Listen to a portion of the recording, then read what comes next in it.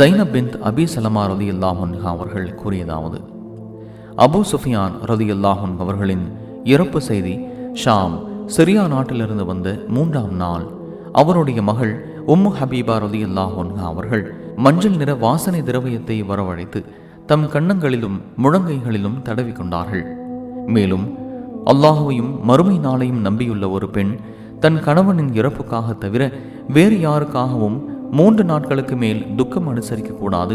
கணவன் இறந்தால் மட்டும் 4 மாதமும் 10 நாட்களும் துக்கம் அனுசரிக்க வேண்டும் என நபி ஸல்லல்லாஹு அலைஹி வஸல்லம் அவர்கள் கூறியதை நான் கேட்டிராவிட்டால் இந்த வாசனை திரவியமானது எனக்கு தேவையற்றதுதான் என்று கூறினார்கள். சஹீஹுல் புகாரி 1280.